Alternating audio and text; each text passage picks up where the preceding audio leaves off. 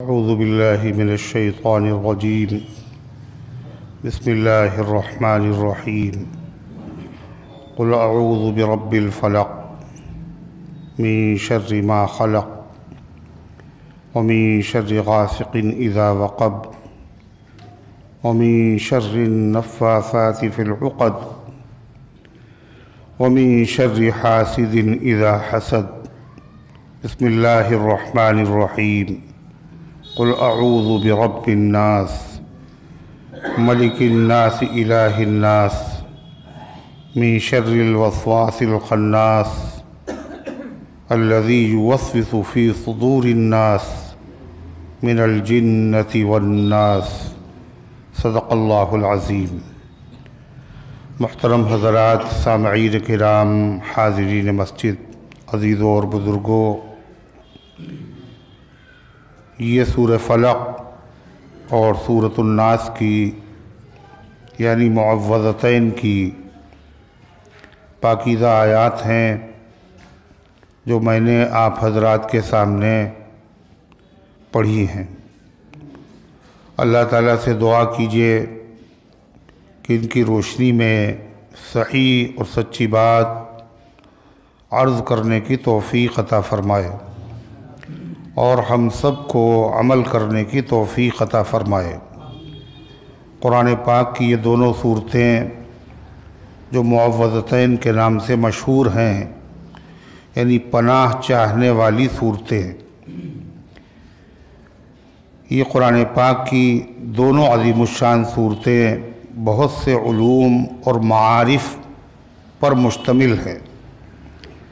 ان میں اللہ تعالیٰ نے علوم کا، حکمتوں کا ایک سمندر رکھا ہے، اور اسی کے ساتھ ساتھ یہ دونوں صورتیں ایسے فوائد پر، ایسے منافع پر مشتمل اور محیط ہیں جن فائدوں کی اور جن منافع کی ہر ایک کو ضرورت، اور کوئی شخص اس سے بے نیاز نہیں ہو سکتا. یہی وجہ ہے کہ اللہ تبارک و تعالیٰ کے پیغمبر جناب محمد الرسول اللہ صلی اللہ علیہ وسلم نے ان دونوں صورتوں کے خاص فضائل بیان فرمائے. حضور انور صلی اللہ علیہ وسلم کے صحابی ہیں حضرت عقبہ ابن عامر رضی اللہ عنہ. وہ فرماتے ہیں کہ نبی کریم علیہ السلام کے ساتھ سفر میں میں تھا، اور ایک اونٹ پر کئی لوگ سوار ہوا کرتے تھے، کبھی باری باری، کبھی ساتھ میں. تو نبی کریم صلی اللہ علیہ وسلم سوار تھے اور میں پیدل چل رہا تھا. تو آپ نے فرمایا، عقبہ تم سوار نہیں ہوگے؟ فرمایا سوار ہو جاؤ. پھر کہا تم سوار نہیں ہوگے؟ فرمانے لگے کہ میں نے سوچا کہیں یہ اللہ کے نبی کے حکم کی نافرمانی نہ ہو جائے، اس لیے میں سوار ہو گیا. اور تھوڑی دیر کے بعد نبی پاک صلی اللہ علیہ وسلم بھی سوار ہو گئے. پھر آپ نے فرمایا کہ عقبہ تم پڑھو. میں نے کہا میں کیا پڑھوں؟ تو آپ نے مجھے سورہ فلق پڑھائی، اور اس کے بعد جب مکمل ہو گئی تو آپ نے فرمایا پڑھو. میں نے کہا میں کیا پڑھوں؟ تو فرمایا قل اعوذ برب الناس. پوری صورت آپ نے پڑھوائی، اور پڑھوانے کے بعد آپ نے فرمایا کہ ان دونوں صورتوں کی بڑی اہمیت ہے. تمام آسمانی کتابوں میں اس جیسی کوئی صورت نہیں، اور فوائد اور مضامین کے اعتبار سے پورے قرآن پاک میں بھی اس کی کوئی مثال نہیں. اور عقبہ ان کو تم صبح پڑھ لیا کرو اور شام کو پڑھ لیا کرو. یکفیک من کل شیء، یہ ہر چیز کی طرف سے تمہارے لیے کافی ہو جائیں گی. یعنی جن چیزوں سے اذیت اور تکلیف پہنچنے کا اندیشہ ہے، چاہے وہ جس مخلوق سے تعلق رکھتی ہوں ایسی چیزیں، ان تمام چیزوں سے تم اللہ کی حفظ میں اور اللہ کی امان میں ہو جاؤ۔ پھر فرماتے ہیں کہ نبی پاک صلی اللہ علیہ وسلم نے نماز پڑھائی، اور نماز میں بھی آپ نے انہی دونوں مبارک صورتوں کی تلاوت فرمائی، اور پھر فرمایا کہ صبح شام پڑھ لیا کرو۔ ایک روایت میں ہے کہ آپ نے فرمایا کہ ہر نماز کے بعد پڑھ لیا کرو، ہر نماز کے بعد پڑھ لیا کرو۔ اور خود نبی کریم صلی اللہ علیہ وسلم اور تمام صحابہ کرام کا ساری زندگی کا یہ معمول اور وظیفہ تھا کہ وہ حضرات ان صورتوں کی تلاوت صبح بھی کرتے تھے اور شام کو بھی کرتے تھے، اور نمازوں میں بھی ان کو پڑھا کرتے تھے۔ سنتیں ہیں، نفلیں ہیں، ایک تو یہ صورت فضیلت والی، دوسرے وہ قرآن جو نماز میں پڑھا جائے اس کی فضیلت اور بڑھ جاتی ہے۔ یہ دعا ہے، اور دعا بھی کب؟ وہ نماز کے اندر جو مانگی جا رہی ہے اس دعا کی اہمیت اور زیادہ ہے۔ تو فرمایا کہ نماز میں بھی پڑھا کرو۔ غرض ہے کہ یہ سورت پاک تمام انسانوں کی، تمام اللہ کے بندوں کی ہر قسم کی تکلیفوں اور مصیبتوں اور پریشانیوں سے محفوظ رہنے کا علاج ہے۔ اگر کوئی کسی قسم کی پریشانی میں مبتلا ہے، کوئی بھی تکلیف ہے اسے، جسمانی تکلیف ہو، روحانی تکلیف ہو، بیماری ہو، مرض ہو، زخم ہو، چاہے جیسی اذیت میں مبتلا ہو، چاہے دشمنوں کی طرف سے اسے تکلیف ہو، چاہے رشتہ داروں کی طرف سے ہو یا غیر رشتہ داروں کی طرف سے ہو، انسانوں کی طرف سے ہو یا جنوں کی طرف سے ہو، ہر طرح کی تکلیفوں سے بچنے کا علاج قرآن کریم کی یہ دونوں صورتیں ہیں۔ اگر آدمی مبتلا ہے بیماری میں، تکلیف میں، تو ان کو پڑھنے سے اس کی تکلیف کا ازالہ ہوگا، خاتمہ ہو جائے گا۔ اور اگر وہ مبتلا نہیں ہے اور اس کو پڑھتا رہے گا تو اس کی برکت سے وہ تکلیفوں سے محفوظ رہے گا، اور تکلیفیں اور اذیتیں اس کے پاس آئیں گی نہیں۔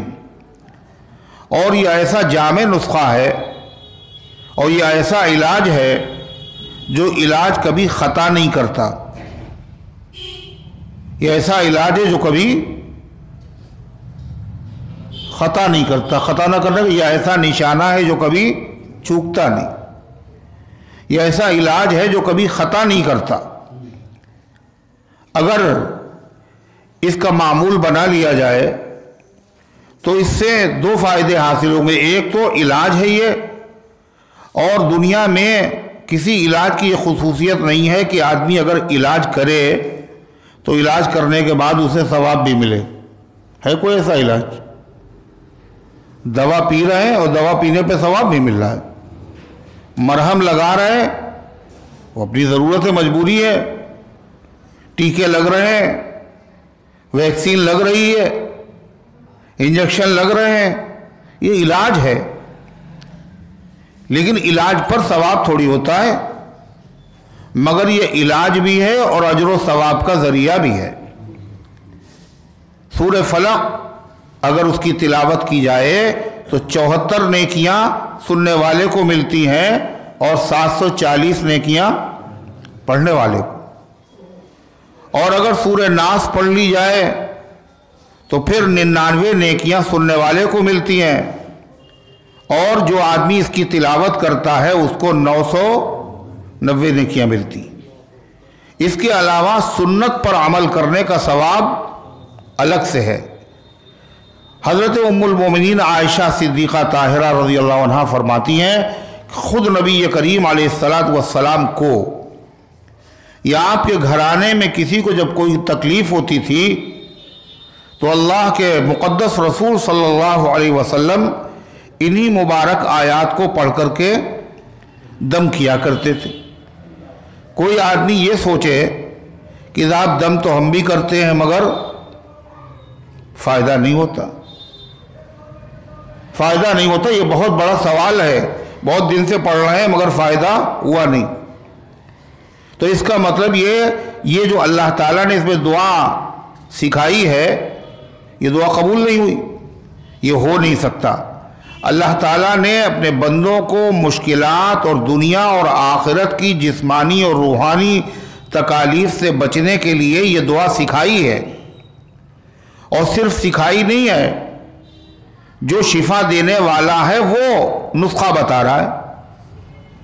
جس نے بیماریوں کو پیدا کیا ہے وہ بیماریوں سے بچنے کا علاج بتا رہا ہے. جس مالک کی مرضی کے بغیر کچھ نہیں ہوتا, اسی نے کہا ہے, جب خود کہا ہے اس نے کہ اس کو پڑھو, تو ظاہر بات ہے ایسی دعا کی قبولیت یقینی ہے. تو کہا جب قبولیت یقینی ہے تو ہم نے اتنے مرتبہ پڑھی مگر فائدہ ہمیں تو ہوا نہیں. یہ عام طور پر لوگوں کو ذہن میں آتا ہے, مگر لوگوں نے فائدے کا مطلب غلط سمجھا. فائدے کا مطلب لوگ کیا سمجھتے ہیں؟ جو ہم چاہتے ہیں وہ چیز فوراً ہو جائے.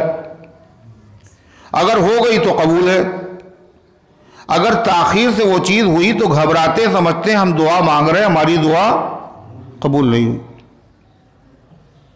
لیکن ایسا نہیں کرنا چاہیے, اس لیے کہ مانگنا ہمارا کام ہے اور عطا کرنا یہ اللہ کا کام ہے. اور اللہ تعالیٰ نے وعدہ فرمایا ہے تم دعا مانگو گے تو ہم دعا قبول کریں گے. اجیب دعوت الداعی اذا دعانی, میں دعا کو قبول کر لیتا ہوں جب میرا بندہ مجھ سے دعا کرتا ہے. یہ اللہ کا فرمان ہے قرآن میں, اور جب اللہ کا فرمان ہے تو اللہ کا ہر فرمان کیا ہے؟ سچا ہے. ومن اصدق من اللہ حدیثا, اللہ کی بات سے سچی بات کسی کی نہیں ہو سکتی. ومن اصدق من اللہ قیلا, اللہ کے فرمان سے اچھا فرمان, سچا فرمان کسی کا نہیں ہو سکتا. جب اللہ تعالیٰ نے فرمایا ہے تو یہ بات سچ ہے. پھر اس کے بعد صاحب قبول کیوں نہیں ہوتی؟ قبول کرنے کا مطلب ہمیں اسی وقت اثر نظر آئے, تو ہماری نگاہیں اس کو نہیں دیکھ پاتی ہیں. ہم لوگ کیا ہے اور ہم لوگوں کی بساط کیا ہے؟ اللہ کے جلیل القدر پیغمبر حضرت ابراہیم علیہ السلام ہیں. انہوں نے خانہ کعبہ کی تعمیر کرنے کے موقع پر جو دعا مانگی تھی وہ 2500 سال پہلے مانگی, اور 2500 سال کے بعد اس دعا کی قبولیت کا اثر ظاہر ہوا. اور وہ دعا کیا تھی کہ اے اللہ میری ذریت میں, میری اولاد میں آخری پیغمبر کو آپ مبعوث فرما دیجئے. تو دعا تو قبول ہو گئی, مگر ہر چیز کا ایک وقت اللہ تعالیٰ کی طرف سے مقرر ہے, اس وقت اس کا اظہار ہوتا ہے. دوسرے پیغمبر ہیں حضرت موسیٰ علیہ السلام اور ان کے بھائی حضرت ہارون علیہ السلام, دونوں پیغمبر, اور دونوں مل کے دعا مانگ رہے. قرآن پاک میں اس دعا کا تذکرہ ہے, ربنا اطمس علی اموالہم واشدد علی قلوبہم فلا یؤمنوا حتی یروا العذاب العلیم. اے اللہ ان کے مال برباد کر دے, ان کے دلوں کو سخت کر دے, یہ ایمان نہ لائیں, یہ عذاب میں مبتلا ہو جائیں. اس لیے کہ انہوں نے 70,000 بچوں کا قتل عام کیا ہے, انبیاء کی اولاد کو ذلیل کیا ہے. دعا مانگ رہے, اور حضرت ہارون علیہ السلام اس دعا پر آمین کہہ رہے ہیں. آمین کہنے والا بھی دعا میں شامل ہے. سورہ فاتحہ جب پڑھی گئی, امام نے سورہ فاتحہ پڑھی, یہ دعا کی ہے امام نے, اور مقتدیوں نے اس پہ کیا کہہ دیا؟ آمین. تو امام نے دعا کی, امام کی دعا ہے, اور وہ مقتدیوں کی بھی دعا ہے. اور جب آمین کہہ دیا تو الگ سے دعا مانگنے کی ضرورت نہیں ہے. جیسے عام طور پر دعائیں ہوتی ہیں, لوگ آمین کہتے ہیں, ہر آدمی دعا نہیں کرتا, آمین کہنے والا بھی دعا میں شامل ہے.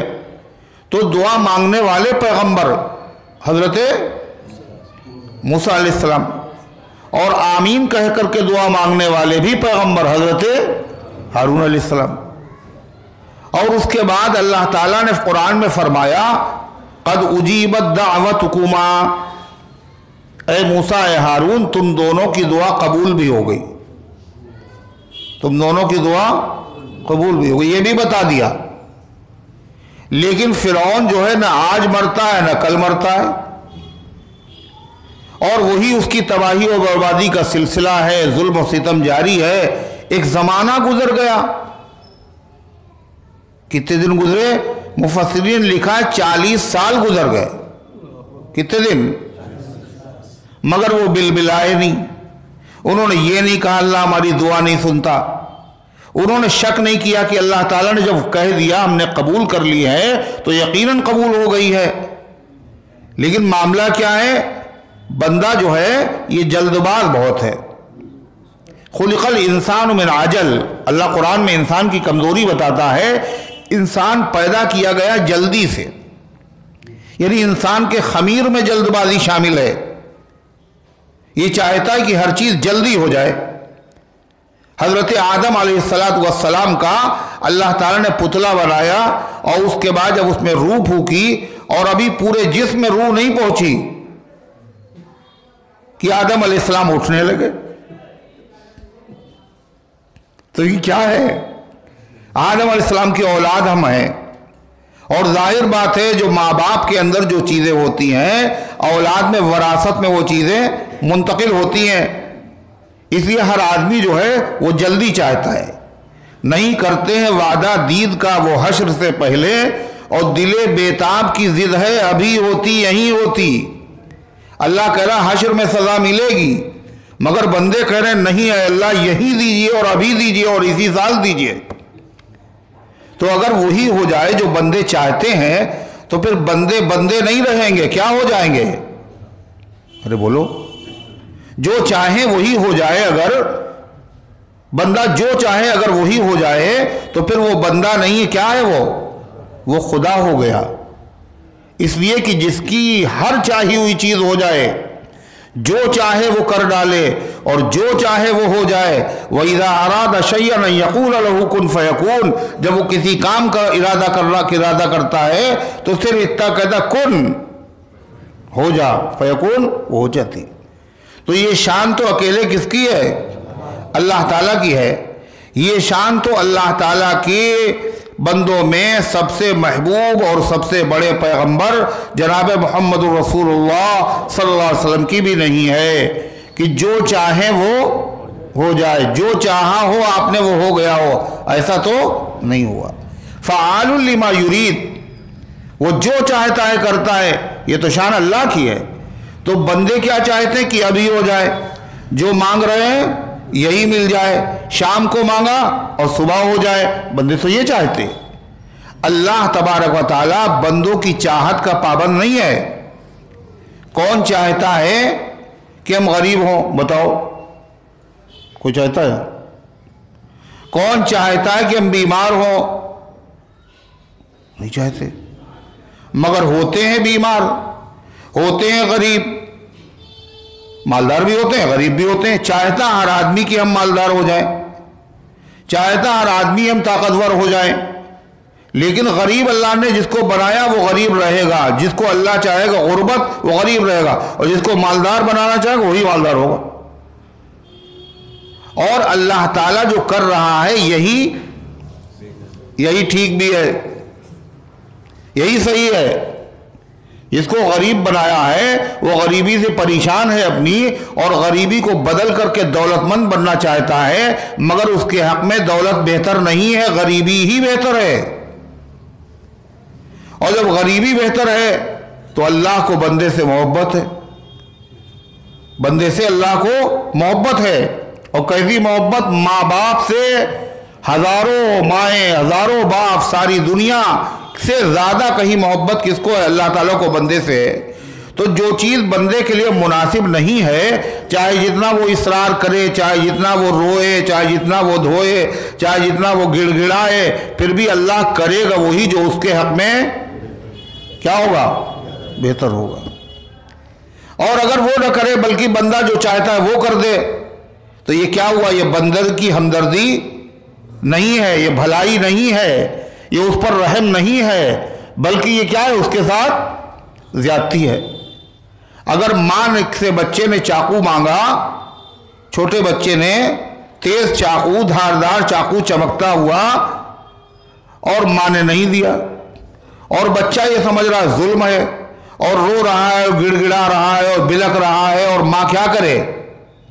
چاقو تھما دے، تو دنیا کیا کہے گی؟ ارے یہ تو بچہ ہے، تم تو بچی نہیں تھی، تم نے کیوں دیا اس کو؟ اس کے ہاتھ کٹ گئے، خون رسنے لگا، بہنے لگا۔ تو چاہے جتنا وہ روئے مگر پھر بھی ماں اسے چاقو نہیں دے گی، اور ماں اسے آگ نہیں دے گی، چاہے جتنا اس کو آگ کا انگارہ اچھا لگے۔ کیوں؟ لوگ بچے کو کچھ نہیں کہیں گے، کس کو کہیں گے؟ ماں کو کہیں گے تم نے کیا کیا؟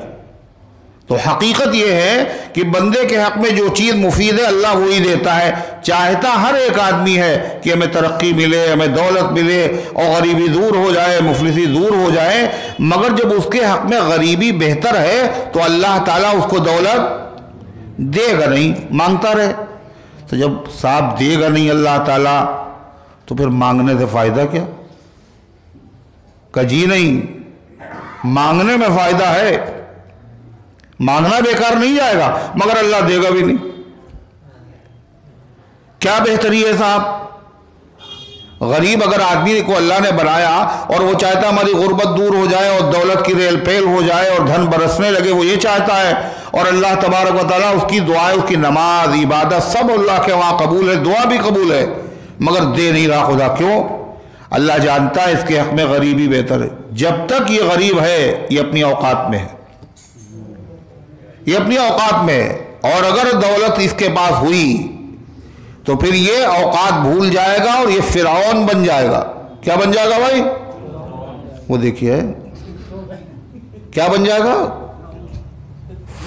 فرعون بن جائے گا، قارون بن جائے گا۔ ہے فرعون و قارون کا انجام کیا ہے؟ دولت تو بہت تھی اس کے پاس، مگر اللہ نے زمین میں اس کو دھسایا، اس کو پانی میں ڈبویا، اور اس کے بعد کیا کیا؟ اس کو آگ میں داخل کر دیا۔ اور لوگ تو مرنے کے بعد قیامت کے دن جائیں گے، مگر آل فرعون کو اللہ تعالیٰ نے مرتے ہی آگ میں داخل کر دیا۔ ادخلوا آل فرعون اشد العذاب، اللہ قرآن میں فرماتا ہے۔ تو اس دولت اس کے حق میں بہتر ثابت ہوئی۔ اسی طریقے سے جس کو اللہ نے دولت دے دی ہے تو اس کے حق میں دولت ہی بہتر ہے۔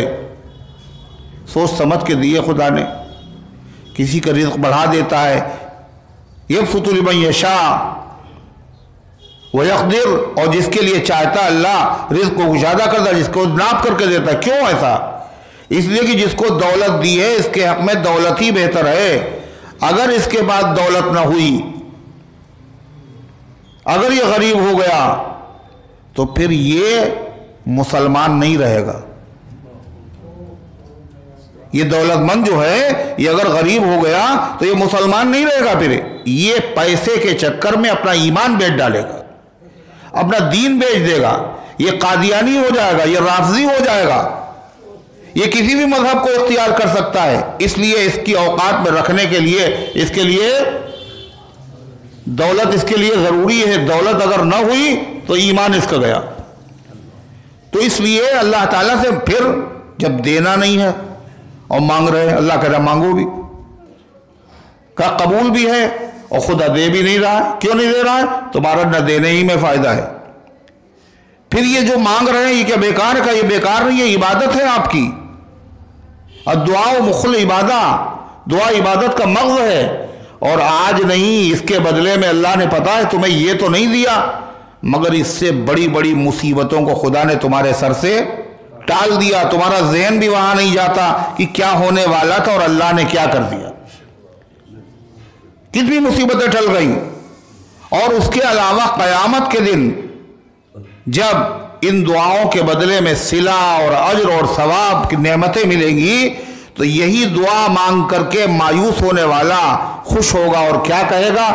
اللہ اکبر، اتنا ثواب ملا ہے مجھے دعائیں مانگنے کا، کاش کہ میری کوئی دعا دنیا میں نہ سنی گئی ہوتی اور سب کا سب بدلہ مجھے یہی ملتا۔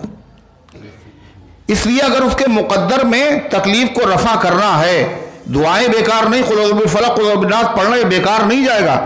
اگر اس کے مقدر میں اس تکلیف کو ہٹانا بہتر ہے، اللہ فوراً ہٹا دے گا۔ اگر تھوڑی دیر میں بہتر ہے، تھوڑی دیر میں ہٹا دے گا۔ اگر اس کے مقدر میں وہ بہتر نہیں ہے تو پھر اللہ اس کے اوپر اجر و ثواب عطا فرمائے گا، غرضے کی کسی حال میں وہ محروم نہیں ہے۔ تو حق تعالی شانہ نے اپنے بندوں کو تمام مشکلات، پریشانی، جسمانی اور روحانی ہر طرح کی مصائب و تکلیف سے بچنے کے لیے اللہ تعالیٰ نے ایک نسخہ عطا فرمایا، اور نسخہ کیا ہے؟ دعا، اور دعا مانگنے کا حکم دیا، اور ایسی دعا سکھائی، ایسی دعا سکھائی اللہ تعالیٰ نے، ہم زندگی بھر مانگتے تو پھر بتائیے مانگ نہیں سکتے تھے۔ کیسے؟ اے اللہ اس بیماری سے بچا لیجئے، اللہ یہ بیماری خراب، اس سے بچائیے، اس سے بچائیے، اس سے بچائیے، اس سے بچائیے، اور ایک بیماری رہ گئی کوئی، وہی لگ گئی۔ ایسی بیماری جو ابھی پیدا ہی نہیں ہوئی تھی، ایک دم سے اچانک آئی، اچانک آپ کو پتہ ہی نہیں تھا یہ بھی بیماری آنے والی ہے، اس سے زیادہ خطرناک ہے، لیکن اللہ تعالیٰ نے ایسا سکھایا، ایسی دعا سکھائی ہے جس سے کوئی بیماری، کوئی تکلیف آج موجود ہے یا پیدا ہونے والی ہے، اس سے کوئی تکلیف باہر ہے ہی نہیں۔ آؤ ہم تمہیں سکھاتے ہیں، بچنے کا طریقہ تمہیں بتاتے ہیں، تم ہم سے یہ کہا کرو، کیا کہو گو؟ قل اعوذ برب الفلق، کہیے میں پناہ چاہتا ہوں، میں حفاظت چاہتا ہوں۔ کس کی؟ کسی اور سے نہ مانگنا، عقیدے بھی صحیح رکھو۔ برب الفلق، مخلوق کے رب کی، اللہ کے علاوہ سب مخلوق ہیں، اور سب کا مالک، سب کی چوٹیاں اور سب کے سر اللہ کے قبضے میں، کوئی اس کے حکم کو ٹال نہیں سکتا۔ جو مخلوق کا رب ہے، اس مخلوق کے رب کی میں پناہ چاہتا ہوں، اس کی حفاظت چاہتا ہوں۔ یہ کہنا کس چیز سے بچنا چاہتے ہو تم؟ اے اللہ بخار سے، کینسر سے، ایڈز سے، چور سے، کہ یہ سب ضرورت نہیں اس کی۔ کب تک کہتے رہو گے؟ پھر بھی نہیں کہہ پاؤ گے۔ رات بھر کہو گے پھر بھی نہیں، زندگی بھر کہو گے پھر بھی نہیں کہہ پاؤ گے۔ ہم تمہیں ایک جملہ سکھاتے، کیا کہنا ہے؟ من شر ما خلق، اے اللہ مجھے بچا لیجئے ان تمام تکلیف سے اور ان تمام تکلیفوں کے اسباب سے جن کو پیدا کیا ہے آپ نے۔ آپ کی پیدا کی ہوئی چیزوں سے جو تکلیفیں پہنچ سکتی ہیں، ان تمام چیزوں سے آپ ہی ہمیں بچا لیجئے۔ ہمیں تو معلوم بھی نہیں ہے کیا کیا مخلوق آپ کی ہیں اور کیا کیا ان سے تکلیف پہنچ سکتی ہیں، آپ کو سب پتہ ہے، سب آپ کے قبضے میں ہے۔ ہم آپ ہی سے کہہ دیتے ہیں آپ امان ہمیں دے دیجئے، ہمیں محفوظ کر لیجئے، ہمیں بچا لیجئے، ہمیں اپنی پناہ اور تحفظ میں لے لیجئے۔ یہ تم کہنا، ہر چیز سے بچ جاؤ گے، کوئی چیز اس سے باہر نہیں۔ اللہ کے رسول جناب محمد رسول اللہ صلی اللہ علیہ وسلم بھی یہی چاہتے ہیں، اور اللہ بھی یہی چاہتا ہے اس کے بندے تکلیفوں سے کیا ہوں؟ بچے رہیں۔ اسی لیے تو دعا سکھائی ہے، ارے اسی لیے تو سکھائی۔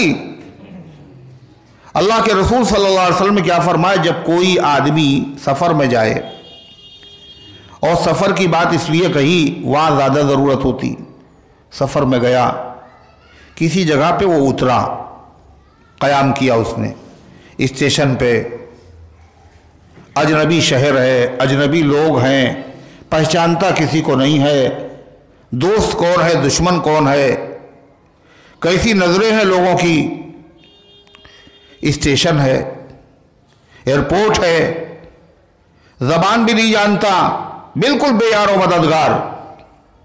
ایک وہ مخلوق ہے جو اسے نظر آ رہی ہے، ایک ایسی مخلوق بھی ہے جو اسے نظر نہیں آ رہی۔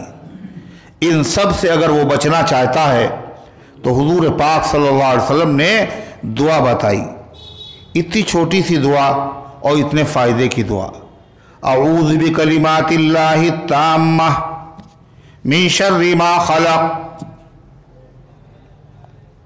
کیا؟ خالی من شر ما خلق کہہ دیا۔ اعوذ بکلمات اللہ التامہ، اللہ کے مکمل کلمات کی میں پناہ چاہتا ہوں، من شر ما خلق، ہر مخلوق کے شر سے۔ حضور انور صلی اللہ علیہ وسلم نے فرمایا جب تک وہ وہاں سے روانہ نہ ہو جائے گا، جب تک کوئی کسی قسم کی کوئی چیز اسے تکلیف اور اذیت نہیں پہنچا سکتی۔ چور اور ڈاکو اور جیب کاٹنے والے اور سامان چرانے والے اور زبردستی الزام لگا کر کے جیل میں ٹھوس دینے والے مجرم نہیں ہے، پکڑ لیا، ان کے پاس یہ برآمد ہوا اور یہ برآمد ہوا اور یہ برآمد ہوا، اور اس کے بعد پھنسے ہوئے کیس میں لڑ رہے، پیسہ بھی خرچ ہو رہا ہے، پریشانی بھی آ رہی ہے، داغ بھی لگ رہا ہے، ایک زمانے کے بعد باعزت بری ہوں گے۔ اس کی نوبت کیوں آئی؟ تم نے تالا کیوں نہیں لگایا؟ تم نے وہ دعا مانگی کیوں نہیں جو ہم نے تمہیں سکھائی تھی؟ تم نے ناقدری کیوں کی؟ تم نے ہماری نعمت کو ٹھکرایا کیوں؟ تو اللہ نے کیا دعا بتائی؟ من شر ما خلق، ان تمام چیزوں کے شر سے۔ اور شر بتایا تھا، شر کا مطلب کیا ہوتا ہے؟ شر کے معنی کیا بتائے تھے؟ یہ دیکھیے 7 درس ہو چکے ہیں۔ شر کے معنی ہر تکلیف، یہ تکلیف پہنچنے کا سبب۔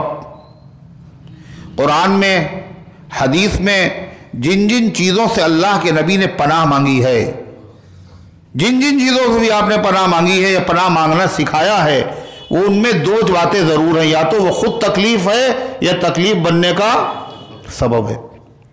حضور پاک صلی اللہ علیہ وسلم نے ایک دعا سکھائی اور آپ مانگتے بھی تھے ہر نماز کے بعد، اور سنت بھی ہے، بلکہ ایک عالم تو کہتے ہیں واجب ہے، لیکن سنت ہے۔ 4 چیزوں سے آپ نے پناہ مانگتے تھے ہر نماز کے بعد، وہ کیا ہے؟ اللہم انی اعوذ بک من عذاب القبر ومن عذاب النار ومن فتنة المحیا والممات وفتنة المسیح الدجال۔ اے اللہ میں پناہ چاہتا ہوں آپ سے، حفاظت چاہتا ہوں، کاہے سے؟ قبر کے عذاب سے۔ قبر کا عذاب کیا ہے؟ خود تکلیف۔ ومن عذاب النار، اور جہنم کے عذاب سے۔ جہنم کا عذاب کیا؟ عذاب کے معنی تکلیف کے ہیں۔ اور 2 چیزیں اور، من فتنة المحیا والممات، زندگی کے فتنے سے اور مرنے کے بعد کے فتنے سے۔ فتنہ کہتے ہیں آزمائش کو، امتحان اللہ کی طرف، اور امتحان میں فیل ہوں گے یا پاس ہوں گے کوئی گارنٹی نہیں ہے۔ بڑے بڑے فیل ہو گئے اور چھوٹے چھوٹے پاس ہو گئے۔ عند الامتحان یکرم الرجل و یہان، جب امتحان ہوتا ہے یا تو آدمی کی عزت بڑھتی ہے یا آدمی ذلیل ہو جاتا ہے۔ اے اللہ دنیا کے اور مرنے کے بعد کے ہر فتنے سے اللہ میں بچائیے۔ تو یہ کیا ہے؟ فتنہ، یہ تکلیف نہیں ہے مگر تکلیف کا سبب ہے۔ امتحان جب ہوتا ہے تو اس سے کیا ہوتا ہے؟ بڑی خوشی ہوتی ہے نا، بچوں کو خوشی ہوتی ہے۔ امتحان کیا آتا ہے؟ آتا ہے بچوں پر عذاب ہے۔ گیند تھی جس ہاتھ میں کل آج اس میں ہے کتاب۔ امتحان جب آتا ہے تو کیا ہے؟ سارے کھیل کود کے مشغلے سب ختم، اب کتاب لیے بیٹھے ہر وقت پڑھ رہے۔ امتحان ہے یہ تکلیف کا سبب ہے۔ اور چوتھی چیز کیا بتائی؟ من فتنة المسیح الدجال، اور دجال کے فتنے سے اللہ بچا لیے۔ یہ اتنا خطرناک فتنہ ہے، یہ مصیبت، یہ تکلیف میں پڑنے کا سبب ہے۔ یہ ایسا خطرناک فتنہ ہے، ایسا خطرناک فتنہ ہے کہ ہر نبی نے دجال سے اپنی امت کو ڈرا دیا۔ کس نے؟ ہر نبی نے۔ نبی کتنے ہیں؟ ایک لوگ۔ ہر نبی کہہ رہا دجال کے فتنے سے پناہ مانگو، بچنے کی کوشش کرو۔ اور دجال پیدا کب ہوگا؟ ظاہر کب ہوگا؟ بولو۔ قیامت کی جو نشانیاں 10 ہیں، ان 10 نشانیوں میں سے ایک نشانی ہے دجال کا نکلنا۔ اور قیامت کب آئے گی؟ ہر نبی کی امت کو اطمینان تھا قیامت ابھی نہیں آئے گی۔ کیوں قیامت نہیں آئے گی ابھی؟ کہ ابھی آخری نبی آنے والے ہیں، جب تک آخری نبی نہیں آئیں گے قیامت نہیں آئے گی۔ قیامت کی نشانیوں میں سے ایک نشانی کیا ہے؟ دجال کا ظاہر ہونا۔ اقتربت الساعۃ وانشق القمر، قیامت قریب آ گئی اور چاند 2 ٹکڑے ہو گیا، اور چاند جو 2 ٹکڑے ہوا نبی کا معجزہ، آخری نبی کا معجزہ ہے، آخری نبی آ چکے، معجزہ بھی ظاہر ہو چکا، قیامت قریب آ گئی۔ تو قیامت میں کہ قریب دجال نکلے گا، مگر آدم علیہ السلام اپنی امت کو کیوں ڈرا رہے ہیں؟ بے دجال سے بچو۔ موسیٰ علیہ السلام، عیسیٰ علیہ السلام، داؤد علیہ السلام، ہر نبی اپنی امت سے کہہ رہا کہ دجال سے بچنے کی کوشش کرو، اور حالانکہ دجال ظاہر کب ہوگا؟ قیامت کے قریب۔ یہ ہر نبی کیوں ڈرا رہا ہے؟ کہ دجال کا فتنہ بڑا خطرناک ہے، جو پہلے مر چکے ان کے لیے بھی یہ فتنہ ہے، جو بعد میں آئیں گے ان کے لیے بھی کیسے؟ کہ دجال کو اللہ تعالیٰ یہ قدرت عطا فرمائے گا، امتحان بندوں کے امتحان کے لیے اللہ یہ قدرت عطا فرمائے گا کہ وہ جس قبر سے چاہے گا مردے کو زندہ کرے گا، چاہے جتنی پرانی قبر ہو۔ کہ قوم کھڑے ہو جاؤ، آدمی ایک دم سے زندہ ہو کے کھڑا ہو جائے گا، اور اس کے بعد کہے گا میں نے تمہیں زندہ کر دیا ہے، میں خدا ہوں، مجھے خدا کہو۔ اب جب آدمی دیکھے گا اس نے تو زندہ کر دیا مجھے، اور زندہ کرنا یہ اللہ کا کام ہے، مجھے خدا کہو۔ اس نے اگر خدا کہہ دیا تو اس کے ساتھ ایک مصنوعی، ایک بناوٹی، ایک آرٹیفیشیل ایک جنت ہوگی، اس میں داخل کر دے گا، چلو اس میں رہو تم۔ اور جو کہے گا ہم نہیں کہیں گے تو مصنوعی اس کے بعد ایک جہنم بھی ہوگی، اس میں داخل کر دے گا۔ اس کے فتنے تو ایسے خطرناک ہوں گے، اس وقت ایمان کو محفوظ رکھنا اور بچانا بڑا مشکل ہے۔ جو اس کو خدا نہیں مانیں گے ان کی فصلیں برباد، ان کی فصلیں برباد، کھیتیاں سوکھ گئیں، جانوروں نے دودھ دینا چھوڑ دیا، اور جس نے خدا کہہ دیا اس کی فصلیں لہلا رہی، باغوں میں پھل آ رہے ہیں۔ آدمی دیکھے گا اس میں فائدہ ہے، اس میں فائدہ ہے، ارے فائدہ اس میں ہی اگر صحیح نہ ہوتا تو پھر یہ سب کیوں ہو جاتا؟ لہذا اس کا مطلب یہ صحیح ہے، اس کا کلمہ پڑھ لو، اس کو خدا مان لو۔ اس کے ساتھ میں خزانے ہوں گے، خزانے لے کے چل رہا ہوگا۔ اور فرمایا میری امت کا فتنہ مال ہے، مال۔ حضور صلی اللہ علیہ وسلم نے فرمایا مال کی وجہ سے بڑے بڑے لوگوں کے قدم ڈگمگا جاتے ہیں، گھاٹے میں پڑ جاتے ہیں، اور وہ خزانے لے کے چل رہا ہوگا۔ جو اس کو خدا مان لے گا اس کو خزانہ ملے گا۔ آپ بتائیں کتنے لوگوں کا ایمان بچے گا؟ کتنے لوگ ڈھلک جائیں گے اس پیسے کو دیکھ کر کے؟ پھر وہ یہ کہے گا بادلوں سے برس جاؤ، بادلوں سے کہے گا پانی برساؤ، تو پانی برسنے لگے گا، یا وہ پانی برسنے لگے گا تو کیا ہوگا؟ لوگ کیا سمجھیں گے؟ یہ تو خدا ہے، پانی برسانا بھی اللہ کا کام۔ اتنا خطرناک فتنہ ہے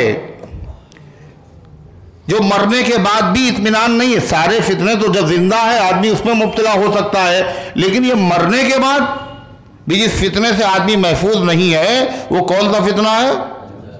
دجال کا فتنہ۔ اتنا خطرناک، اللہ کے پیغمبر کے صحابہ تو تھر تھر کپ کپانے لگے اور ڈر گئے۔ آپ نے فرمایا ڈرو نہیں، ڈرو نہیں، اگر وہ میرے سامنے ظاہر ہوا تو میں اس کا مقابلہ کروں گا، اور اگر میرے سامنے نہیں آیا تو تم کو قرآن کی ایک سورت بتاتے ہیں، ہر جمعے کو تم اس کی تلاوت کرتے رہنا، دجال کے فتنے سے اللہ تمہاری حفاظت فرمائے۔ وہ 15ویں پارے کی سورت ہے سورہ کہف۔ کون سی سورت؟ روز پڑھنا بھی نہیں ہے، کس دن پڑھ رہا ہے؟ جمعے۔ اتنا بڑا فائدہ، اتنا عظیم الشان فائدہ، تو بہت سارے لوگ پڑھتے بھی ہیں، اور جو نہیں پڑھتے ہیں وہ انشاءاللہ پڑھیں گے، یا خالی انشاءاللہ۔ اور اللہ کے نبی تو آسان شریعت لے کے آئے، اور آپ نے کہا بھی بشرا ولا تنفرا، جاؤ خوشخبری سنانا، نفرت نہ دلانا، یسرا ولا تعسرا، جاؤ لوگوں کو آسانی پیدا کرنا، لوگوں کے لیے، لوگوں کو مشکلات میں مبتلا نہ کرنا، الدین یسرن، آسان دین لے کر کے آئے۔ کہا ہو سکتا ہے میری امت کے لوگ پوری سورہ کہف نہ پڑھ پائیں، بہت سے ایسے ہوں گے۔ تو فرمایا اچھا جو آدمی اس کی شروع کی 10 آیتیں پڑھ لے اور آخر کی 10 آیتیں پڑھ لے، وہ بھی دجال کے فتنے سے بچ جائے۔ ارے آسانی ہوئی نہیں ہوئی؟ یہ بھی نہیں ہو پائے گا، ارے یہ بھی نہیں ہو پائے گا انشاءاللہ۔ خود پڑھیں اور اپنے بچوں سے کہیں بھائی جمعہ ہے سورہ کہف پڑھو۔ گھر پہ تلاوت بھی ہو رہی، تلاوت ہونے سے کیا ہوگا؟ ثواب بھی مل رہا ہے، بچوں کو پڑھنے کی عادت بھی پڑ جائے گی، اور یہ بچپن میں جو عادت پڑ جاتی ہے پھر یہ کبھی چھوٹتی نہیں ہے۔ اگر اچھی عادت ہو تو کیا کہنا، اور بری عادت ہو تو اللہ بچائے، جب عادت پڑ گئی تو پھر کسی طرح چھوٹتی نہیں ہے، بڑی مشکل سے۔ عادت کا کام ہی یہی ہے۔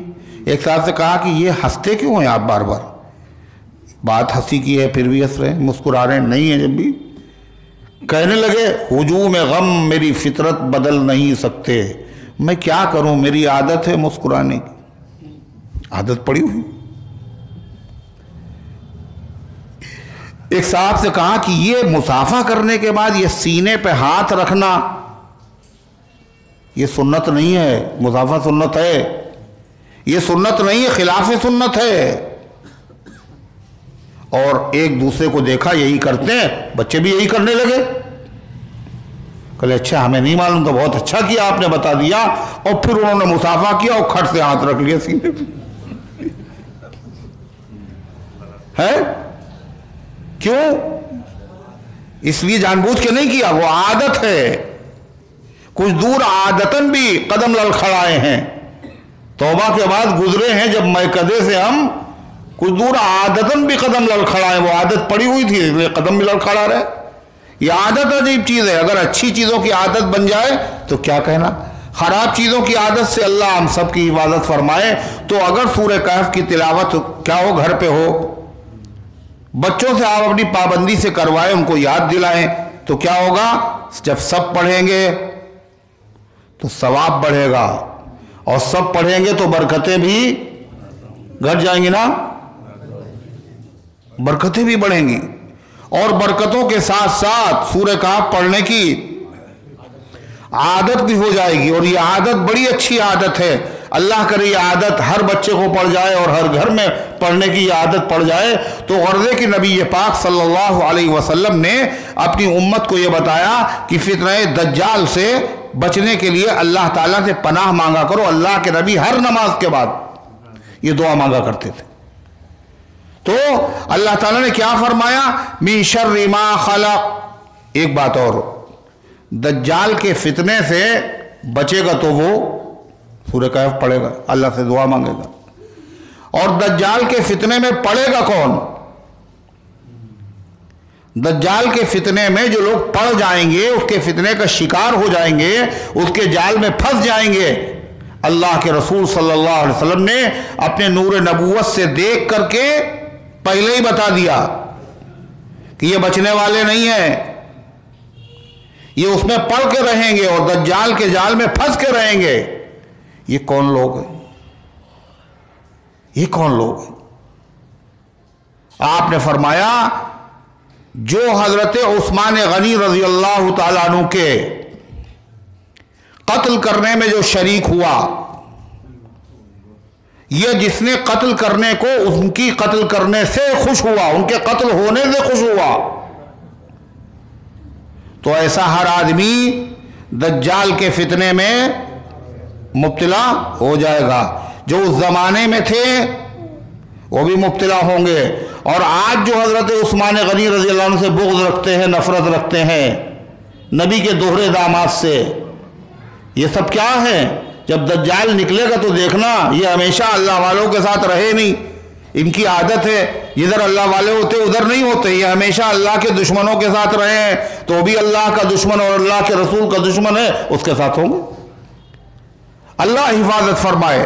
تو اللہ تعالیٰ نے کیا فرمایا اور کیا کہا؟ ایک تو یہ دعا مانگنا من شر ما خلق، جب یہ کہہ دیا تو اس میں کوئی تکلیف باقی بچی نہیں. کوئی مرض، کوئی بیماری، کوئی دکھ، کوئی اذیت، کوئی بلا، کوئی مصیبت ایسی نہیں ہے جس سے آپ نے اللہ تعالیٰ سے دعا مانگ نہ لی ہو. اس سے باہر کچھ نہیں. پھر اس کے بعد اللہ تعالیٰ نے 3 چیزوں سے اور پناہ مانگنے کا ذکر کیا. جب اس میں سب کچھ آ گیا تو الگ سے 3 چیزوں کا ذکر کیوں ہے؟ کہا یہ الگ سے جن 3 چیزوں کا ذکر کیا گیا اس بات کو بتانے کے لیے کہ یہ چیزیں زیادہ خطرناک ہیں. یہ چیزیں زیادہ خطرناک ہیں اور زیادہ تکلیف میں پڑنے کا ذریعہ ہیں. ایک جگہ قرآن نے کیا کہا؟ من کان عدوا للہ وملائکتہ ورسلہ وجبریل ومیکال. جو اللہ کا دشمن ہو، فرشتوں کا دشمن ہو، رسولوں کا دشمن ہو، اور جبریل کا دشمن ہو، میکائیل کا دشمن ہو. یہ جبریل اور میکائیل کون ہے؟ یہ کیا ہیں؟ فرشتے ہیں نا. تو جب پہلے کہہ دیا جو فرشتوں کا دشمن ہو، پھر اس کے بعد ان کا نام لینے کی ضرورت کیا ہے؟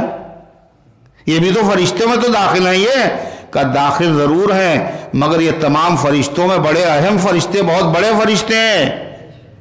ایسے ہی جو کہہ دیا من شر ما خلق، اے اللہ ہر مخلوق کے شر سے ہمیں بچا لیجئے، اس میں سب کچھ شامل ہو گیا. مگر اس کے بعد خاص خاص تکلیفوں اور برائیوں اور خطروں کا الگ سے اللہ نے ذکر کیا. اور کیا کہا؟ وَمِن شَرِّ غَاسِقٍ إِذَا وَقَبَ. اور خاص طور سے اللہ ہم پناہ چاہتے ہیں اندھیرے کے شر سے. جب خوب اندھیرا ہو جائے، رات کے شر سے، رات کی تکلیف سے، جب خوب رات چھا جائے. غاسق کہتے ہیں رات کا اندھیرے کا پھیلنا. اقیم الصلاۃ لدلوک الشمس الی غسق اللیل.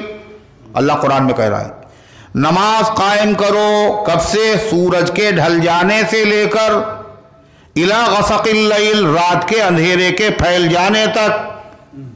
ظہر، عصر، مغرب، عشاء آگے نہیں. اور فجر کا ذکر الگ سے کیا تو غسق کے معنی ہوئے اندھیرے کا پھیل جانا. رات کے شر سے نہیں، رات کے شر سے پناہ مانگنے کو نہیں کہا، اس لیے کہ رات بری نہیں ہے. رات تو اللہ کی ایک نعمت ہے، دن بھی نعمت ہے، رات بھی نعمت ہے. اور جس چیز سے پناہ مانگی جاتی ہے وہ چیز نعمت نہیں ہوتی. کیا ہوتا ہے وہ؟ کیا ہوتی ہے وہ؟ مصیبت ہوتی ہے. کیا ہوتی ہے؟ مصیبت سے پناہ مانگی جاتی ہے، اور نعمت تو مانگی جاتی ہے، طلب کی جاتی ہے. لہذا یہ جو کہا گیا رات کے اندھیرے کے شر سے کہا گیا، یہ نہیں کہا گا رات کے شر سے. کیوں؟ رات تو نعمت ہے. رات میں شب قدر بھی ہے، یاد آیا؟ رات میں شب برات بھی ہے. رات میں اللہ کی خاص رحمتیں اخیر رات میں نازل ہوتی ہیں. رات کے اخیر حصے میں اللہ دعاؤں کو بھی خوب قبول کرتا ہے. اور 2 ٹائم بتائے تھے دعاؤں کے قبولیت کے. کون کون؟ بھول گئے؟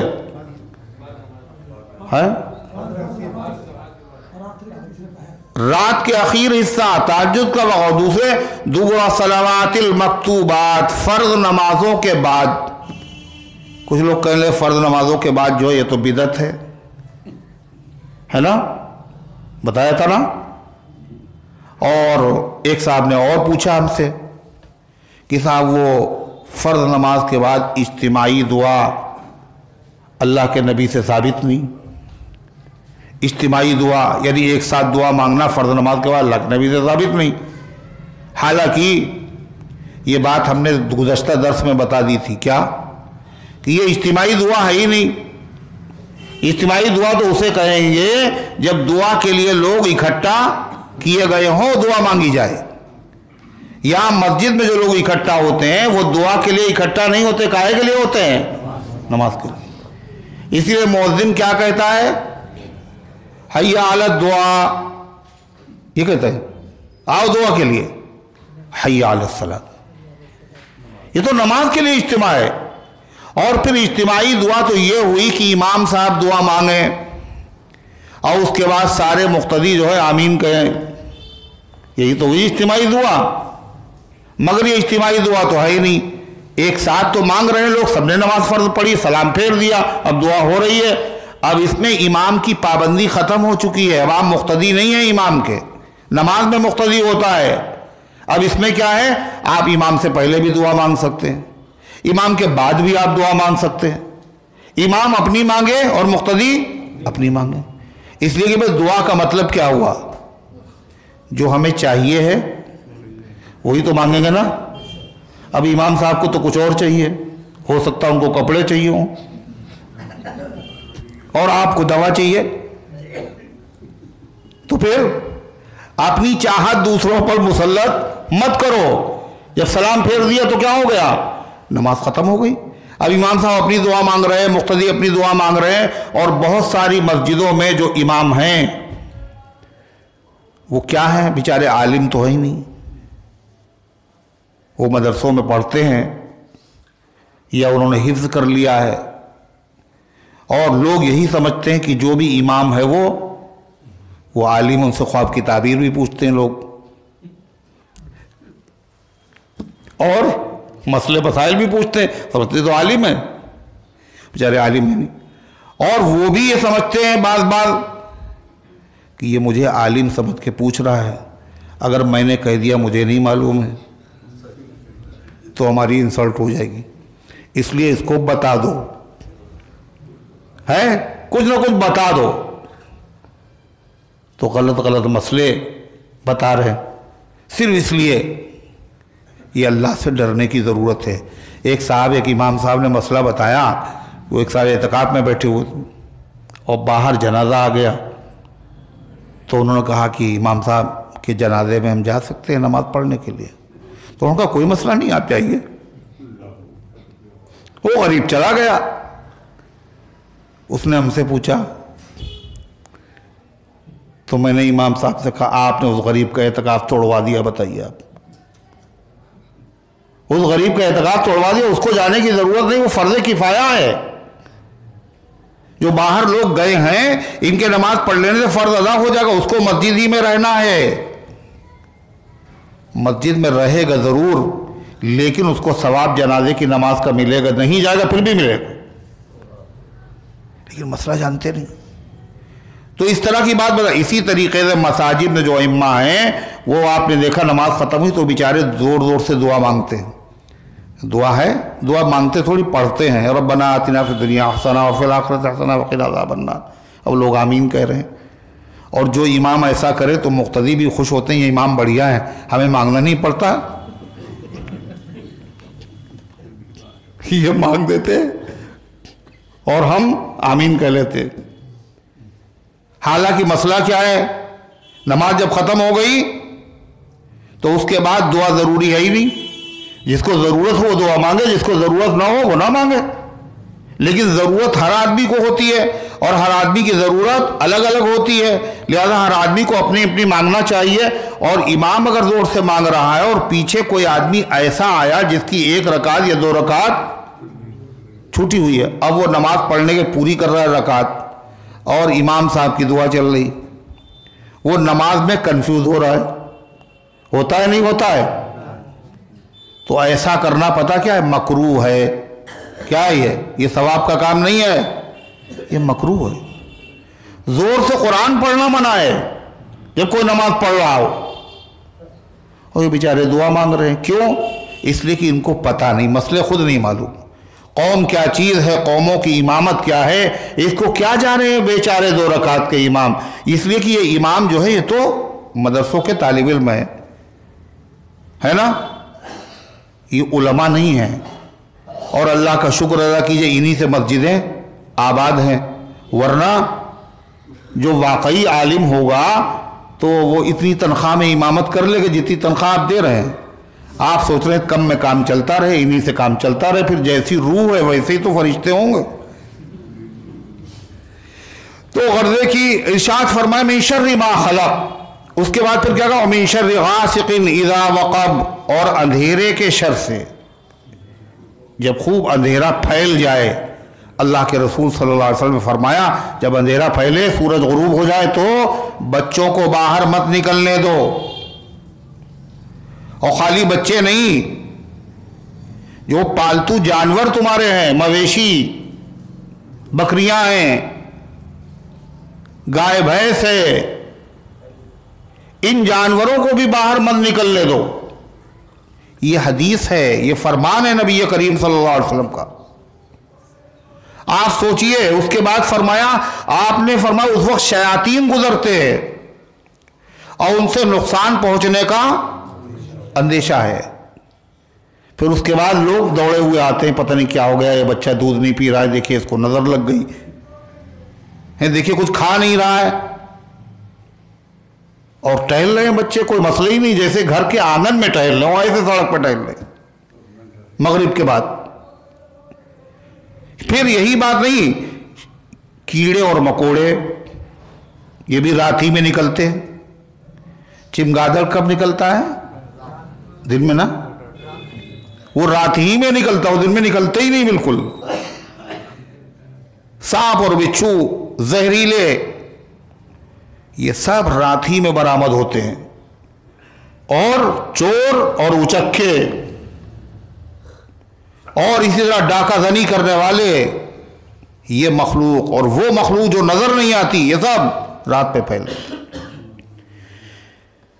اس کے علاوہ جادو اور ٹونا اور ٹوٹکا یہ بھی رات ہی میں اطمینان سے ہوتا ہے، کسی کو پتہ بھی نہ چلے.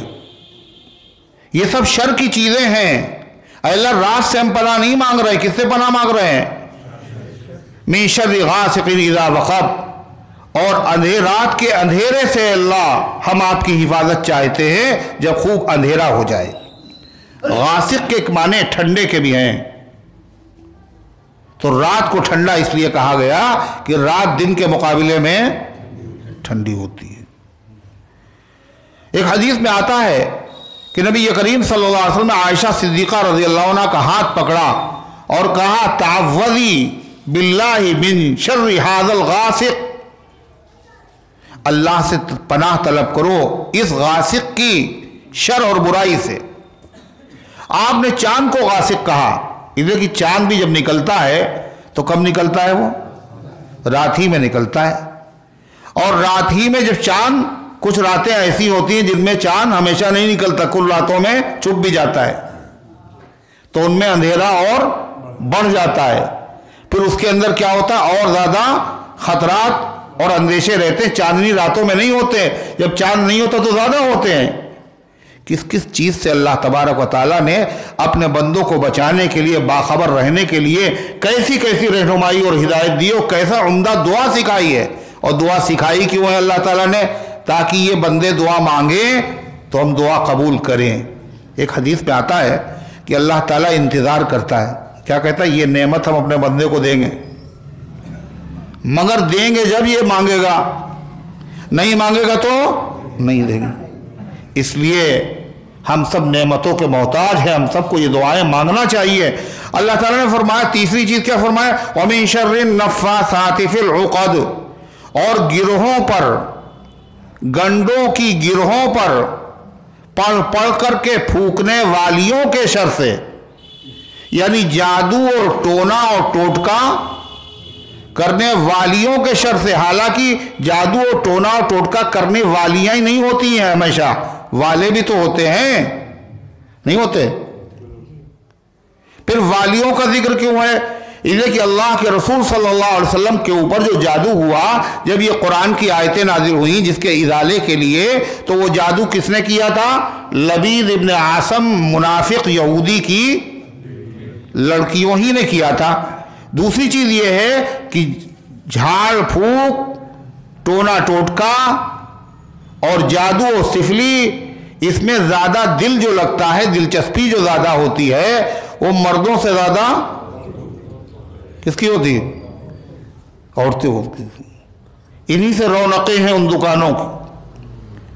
فقیروں کے یہاں کچھ نور کی راتیں بھی آتی ہیں، زیارت کے لیے اکثر مسماتیں بھی آتی ہیں.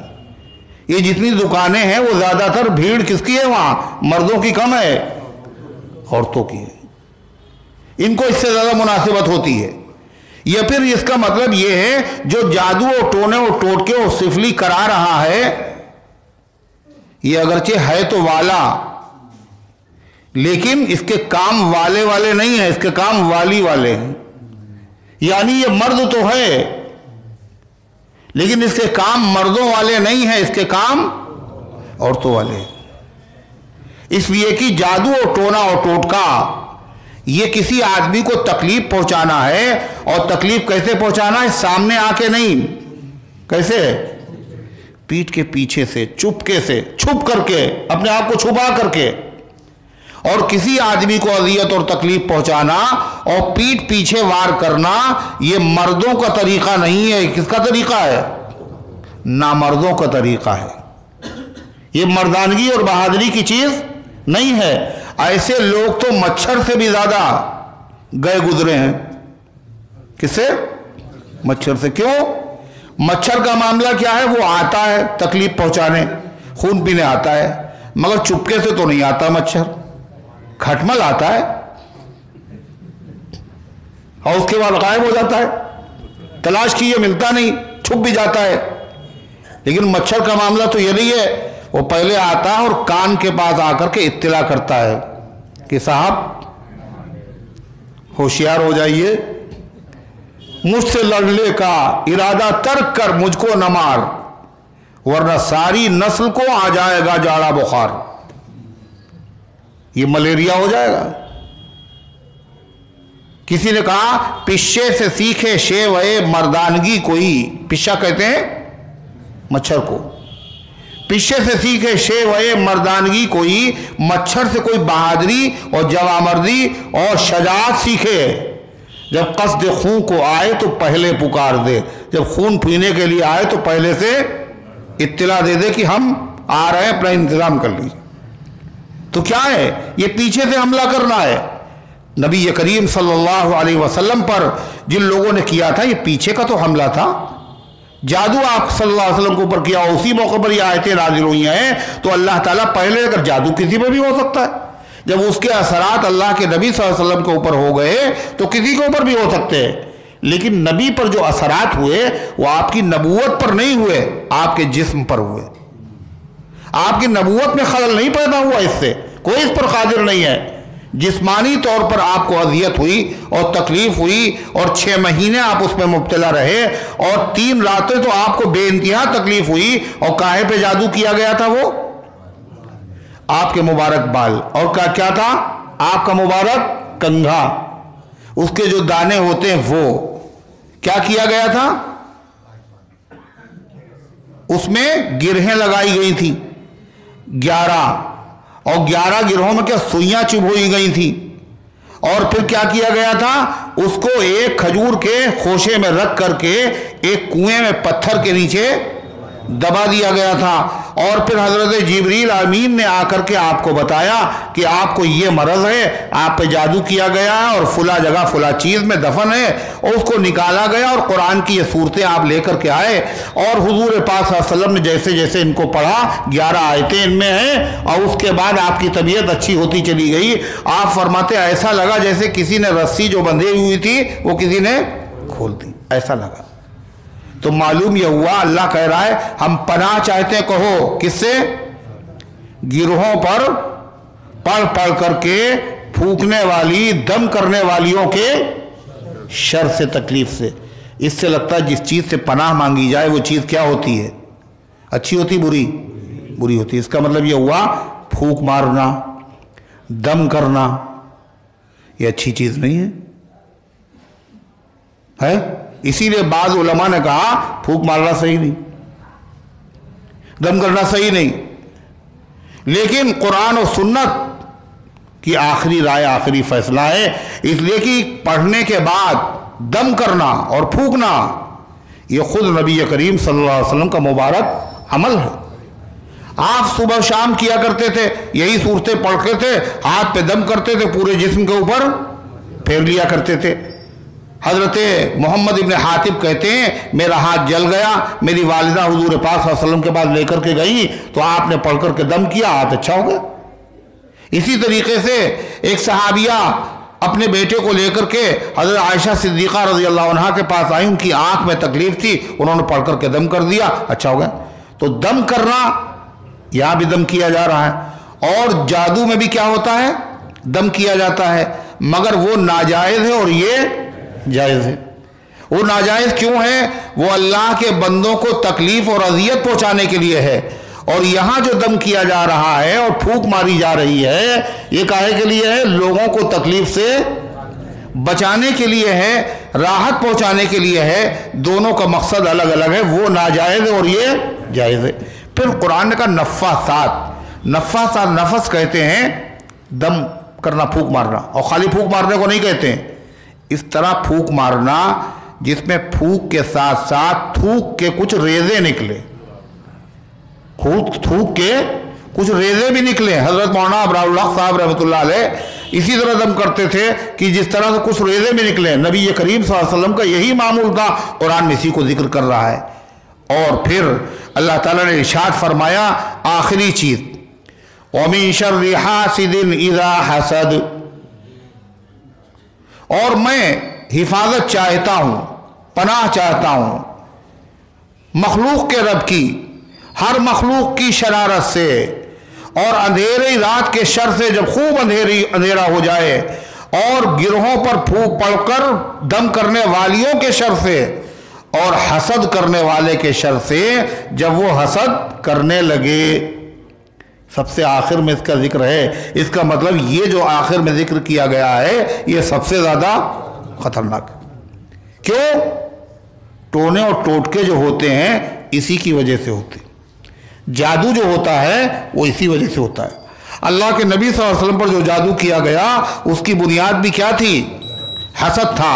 یہودی اور منافق اور مشرک سب آپ سے اور صحابہ کرام سے ان کی ترقیات کو دیکھ کر کے جلا کرتے تھے۔ یہ حسد اس کی بنیاد ہے، اس لیے آخر میں ذکر کیا گیا حسد کرنے والے کے شر سے جب وہ حسد کرنے لگے۔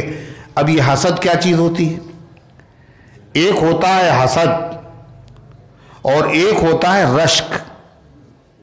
ایک ہوتا ہے حسد اور ایک ہوتا ہے رشک۔ حسد کرنا گناہ اور رشک کرنا مستحب ہے، جائز ہے۔ فرق کیا ہے دونوں میں؟ کسی کی نعمت، کسی کا انعام، کسی کی اچھی حالت، کسی کی ترقی کو دیکھنے کے بعد یہ تمنا کرنا کہ اس کے پاس سے نعمت چھن جائے، یہ بیمار ہو جائے، یہ فقیر ہو جائے، اس کی ترقی رک جائے، اس کا لڑکا مر جائے، اس کا منصب، اس کا عہدہ چھن جائے، یہ آدمی بہت عزت اس کی ہو رہی ہے ذلیل ہو جائے، یہ تمنا کرنا حسد ہے۔ اور کسی کی نعمت کو دیکھنے کے بعد یہ تمنا کرنا کہ اے اللہ ایسے ہی مجھے بھی مل جائے، اس کو کہتے غیبتہ، اس کو کہتے رشک۔ رشک کرنا جائز ہے، اور نیک کاموں میں خاص طور سے، دین کے کاموں میں خاص طور سے اے اللہ یہ تہجد پڑھتا ہے، مجھے بھی تہجد پڑھنے کی توفیق ہو جائے۔ اے اللہ اس کے بچے حافظ قرآن ہیں، میرے بچے بھی حافظ قرآن ہو جائیں۔ یہ کیا ہے؟ یہ رشک ہے، اور یہ جائز مستحسن ہے۔ حضرت امام ذہبی ایک امام ہیں، امام علامہ ابن حجر، بہت بڑے محدث، حدیث کے بہت بڑے عالم ہیں، بخاری شریف کی انہوں نے شرح لکھی، بہت بڑے عالم۔ ان کی یادداشت جو تھی بڑی مضبوط، میموری بہت تیز تھی ان کی، جو ایک مرتبہ سن لیتے تھے یاد ہو جاتا تھا۔ اگر وہ بازار میں جاتے تھے تو بازار میں جانے کے بعد وہ اپنے کانوں میں انگلیاں داخل کر لیتے تھے۔ کیوں؟ اس لیے کہ بازار میں کوئی پیاز کے دام بتا رہا ہے اور کوئی کچھ اور چیخ کر کے چلا کر کے بیچ رہا ہے، اور ان کے کان میں جو بات پڑتی تھی وہ یاد ہو جاتی تھی، تو اس لیے وہ اپنے کان میں انگلیاں دے لیتے تھے۔ یہ تو قرآن سننے کے لیے کان ہے، یہ تو حدیث سننے کے لیے کان ہے، یہ بیکار کی چیزیں یاد ہو جائیں گی۔ غرض ہے کہ ان کا قوت حافظہ بڑا زبردست، اور یہ اللہ کی بہت بڑی نعمت ہے، یہ ہر ایک کو نہیں ملتی ہے۔ یہ تو علامہ ابن حجر ہیں، دارالعلوم دیوبند کے جو محدث کبیر تھے اور بہت بڑے شیخ الحدیث تھے، علامہ انور شاہ کشمیری رحمۃ اللہ علیہ وبرز اللہ مسجع، بہت بڑے عالم۔ اللہ نے یہ نعمت ان کو ایسی عطا فرمائی تھی کہ 40 سال پہلے، 50 سال پہلے انہوں نے کوئی کتاب دیکھی، اس کے بعد جب وہ سبق پڑھاتے تھے تو اس کتاب کے جو پیج ہیں لمبے لمبے صفحات، وہ زبانی بچوں کے سامنے پڑھ رہے ہیں عربی میں، پھر فرماتے تم لوگ یہ سمجھ رہے ہو کہ رات میں نے کتاب دیکھی ہے، میاں فلاں سن میں مصر کے فلاں کتب خانے میں نے یہ کتاب دیکھی تھی، اور دارالعلوم کی لائبریری بہت بڑی، کہتے تھے اگر یہ ضائع ہو جائے تو ہر کتاب میں پھر سے لکھوا سکتا ہوں، کہتے تھے حسبنا اللہ و نعم الوکیل۔ اور پھر حضرت بولتے تھے جنہوں نے علامہ اقبال کو اقبال بنا دیا اور قادیانیت سے بچا کر کے اسلام کا خادم بنا دیا، وہ علامہ انور شاہ کشمیری ہیں۔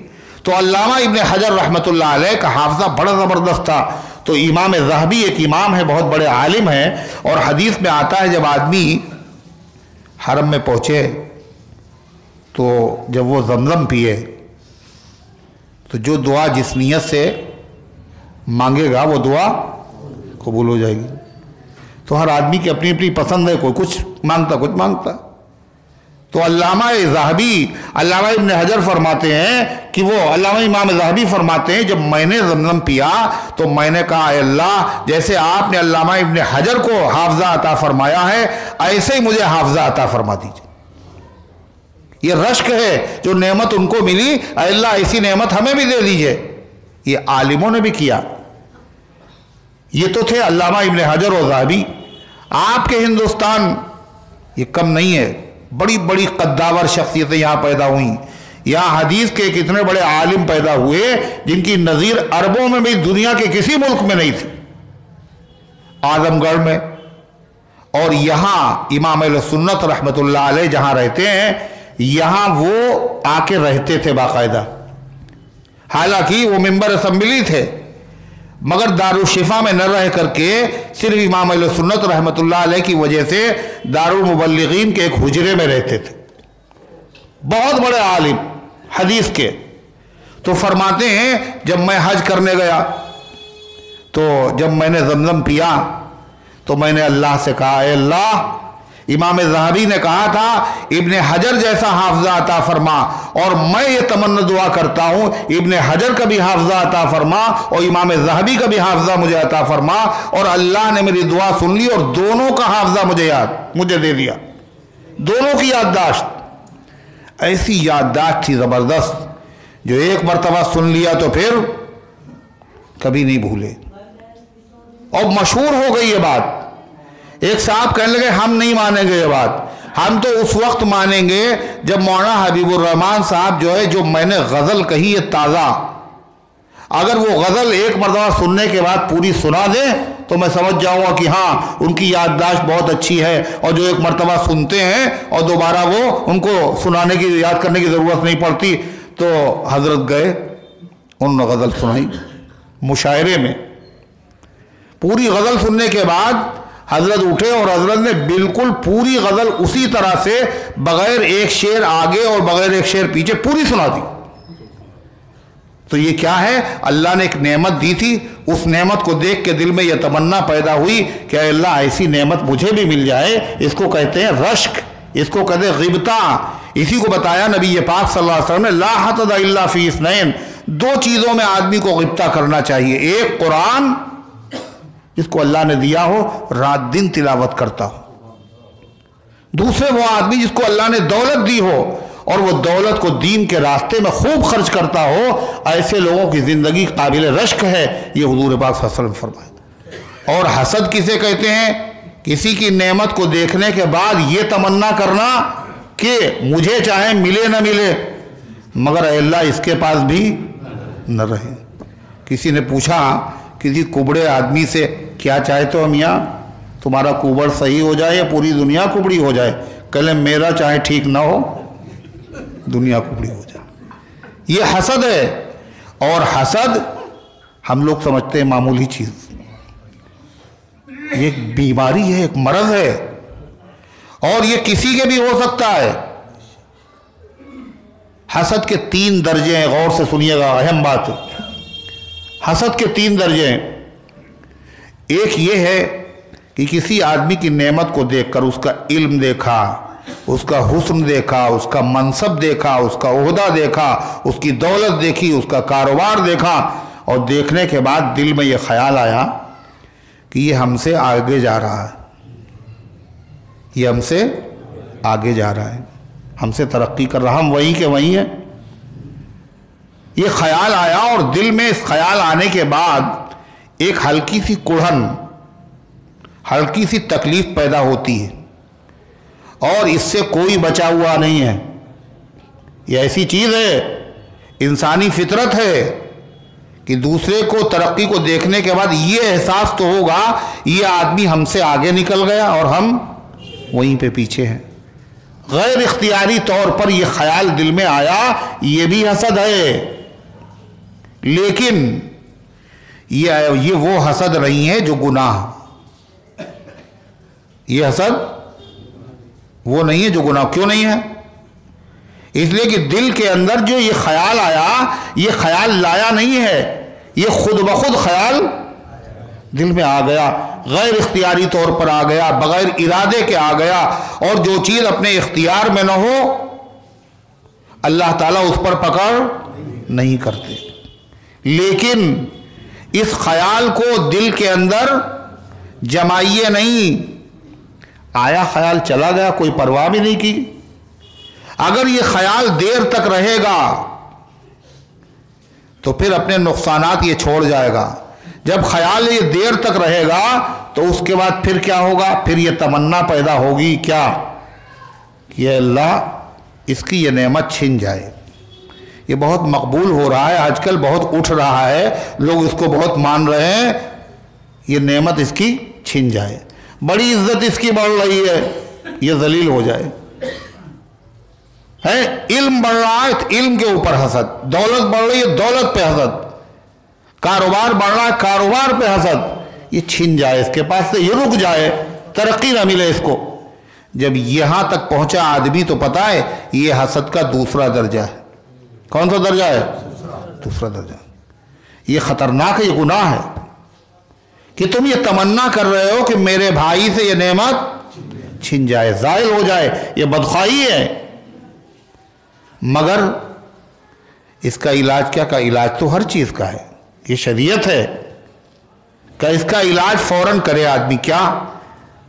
دل میں سوچے یہ ارادہ کرنا، یہ سوچنا یہ اچھا نہیں ہے، یہ برا خیال ہے، مت سوچو۔ اور صرف یہی نہیں بلکہ جو خیال آ گیا تو اس پر کیا کرے؟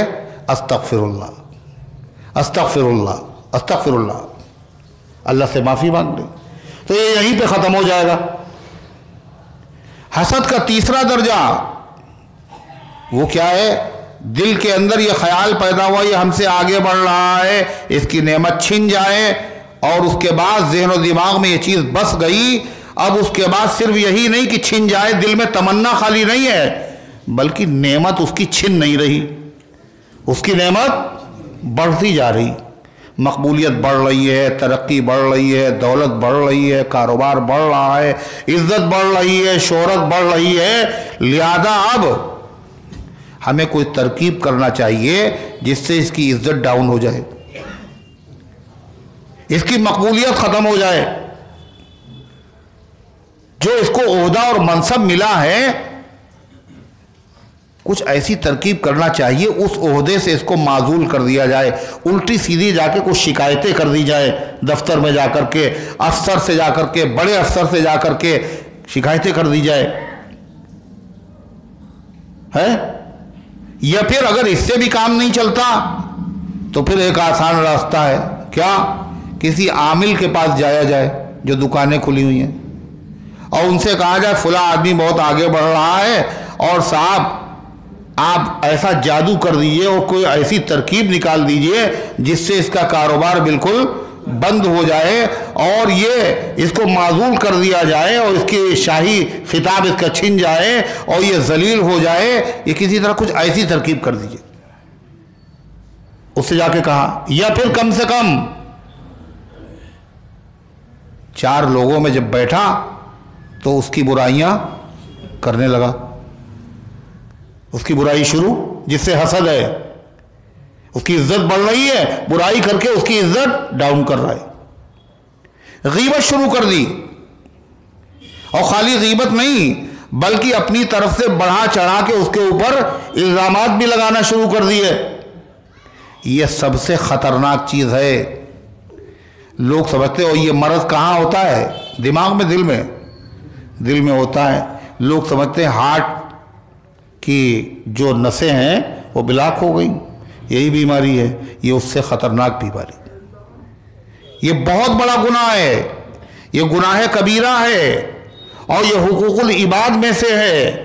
یعنی اگر یہ اللہ کے سامنے روئے گا، معافی مانگے گا بھی، جب بھی اللہ معاف نہیں کرے گا جب تک اس نے کسی کو تکلیف پہنچانے کے لیے جو برائیاں کی ہیں، جو غیبت کی ہیں، جو الزام لگائے ہیں، جو اس کے خلاف شکایتیں کی ہیں، جو اس نے ٹونا اور ٹوٹکا اور جادو کرایا ہے، کیا ہے یہ سب کچھ کیا، جب تک خود صاحب معاملہ سے معافی نہیں مانگے گا، اور جب تک وہ معاف نہیں کرے گا کیا ہوگا؟ اللہ تعالیٰ اس کو معاف نہیں کرے گا. اور بڑا خطرناک یہ عمل ہے، اور سب سے پہلا یہ وہ گناہ ہے جو آسمانوں پر ہوا. کون سا؟ بولو. حسد. اور سب سے پہلا وہ گناہ ہے جو زمین پر ہوا.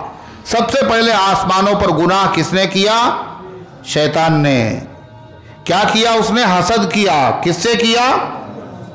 حضرت آدم علیہ السلام نے. کس بات پر کیا؟ کہ آدم علیہ السلام کا اعزاز، ان کی ترقی، ان کی عظمت کو دیکھ کر اللہ فرشتوں سے کہہ رہا کہ سجدہ کرو ان کے سامنے، ہم ان کو زمین میں اپنا خلیفہ بنانا چاہتے ہیں. تو شیطان جل گیا اور بن گیا، سجدے سے اس نے انکار کیا اور راندے درگاہ ہوا. سب سے پہلا گناہ جو آسمانوں پر ہوا وہ یہی تھا. کون سا؟ حسد تھا. اسی طریقے سے دوسرا جو زمین پر گناہ ہوا سب سے پہلے ہوا وہ بھی حسد ہے. یہ کس نے کیا؟ آدم علیہ السلام کے ایک بیٹے قابیل نے. کس پر؟ حابیل پر. ایک عورت کی خاطر، کیونکہ بیوی زیادہ خوبصورت، لہذا اس نے صرف یہ حسد نہیں کیا بلکہ کیا کیا؟ جل ہی میں نہیں جلنا ہے بلکہ اس نے قتل کر دیا. سب سے پہلا قتل ناحق جو ہوا وہ حسد کے نتیجے میں ہوا. یہ بڑی خطرناک بیماری ہے، اور حسد کرنے والا انسان بھی ہو سکتا ہے اور جن بھی ہو سکتا ہے. جادو کرنے والا انسان بھی ہو سکتا ہے، اور پتہ ہی نہیں کون جادو کر رہا، یہی نہیں پتا ہے. اور جن تو دکھتے بھی نہیں. ان سے کیسے بچا جائے؟ کون ہمارا حاسد ہے، کون ہمارا حاسد نہیں ہے؟ ضروری نہیں عالم ہو، حافظ ہو، قاری ہو اور تہجد گزار ہو، ہر ایک کے دل میں یہ بیماری پیدا ہو سکتی. یہ ہم سے آگے کیوں جا رہے ہیں؟ ان کو نیچے ہونا چاہیے. حسد العلماء. کسی نے حضرت حسن بصری رحمت اللہ علیہ سے پوچھا کیا مومن بھی حسد کرتا ہے؟ کہنے یوسف علیہ السلام کے بھائیوں کا واقعہ بھول گئے کیا؟ ارے یوسف علیہ السلام کے بھائی کیا تھے؟ مومن تھے، نبی کے بھائی تھے، نبی کی اولاد تھے. انہوں نے حسد کیا نہیں کیا؟ تو سگا بھائی سگی بھائی پر، سگی بہن سے، دوست سے، رشتہ دار بھی غیر رشتہ دار بھی، عالم بھی اور حافظ بھی اور قاری بھی، یہ بیماری کسی کو بھی لگ سکتی ہے. اور بیماری ہے کتنی خطرناک، اس لیے کہ اس کا اللہ تعالیٰ نے فرمایا حسد کرنے والے کے شر سے. جب وہ حسد کرنے لگے، یہ نہیں کہا حسد کرنے والے کے شر سے خالی نہیں کہا، جب وہ حسد کرنے لگے. کیوں؟ جب تک وہ حسد نہیں کرے گا، حسد کرنے لگے کا مطلب یعنی حسد کے جذبے کی وجہ سے سامنے والے کو جب وہ نقصان پہنچانا شروع کر دے، حسد کے تقاضے پر عمل شروع کر دے، ٹونا ٹوٹکا، برائی، غیبت، الزام، بھیجا شکایتیں لگانے لگے، اس سے اللہ نے پر. کیوں؟ جب تک وہ حسد نہ کرے یعنی شکایتیں نہ کرے، کوئی تدبیر نہ اختیار کرے، تب تک پناہ مانگنے کی ضرورت نہیں ہے. اس لیے کہ جب تک یہ نہیں کرے گا تو نقصان جس سے وہ حسد کر رہا اس کا نہیں ہے بلکہ خود. بولو. حسد کرنے والے کا نقصان کیا نقصان ہے؟ اس کا خون بڑھ رہا ہے نا، سامنے والے کو دیکھ کر کے جل رہا ہے. کچھ بھی کر لیے. قاضی صاحب کیا پریشانی ہے آپ کو؟ بیمار کر لے. جی نہیں، شہر کے اندیشے میں دبلے ہیں. کیا سمجھے؟ اپنی کوئی پریشانی نہیں ہے مگر جو سامنے والا ترقی کر رہا ہے یہ سب سے بڑی پریشانی. آج کل لوگوں کی پریشانی سب سے بڑی یہی ہے، اور یہ ہر انسان میں ہو سکتا ہے اور یہاں تک آدمی پہنچ سکتا ہے. تو اس کا علاج صرف ایک ہی ہے، قرآن نے بتایا کیا کہا قرآن نے؟ قل موتوا بغیظکم، اے پیغمبر ان سے کہو مر جاؤ حسد کی وجہ سے۔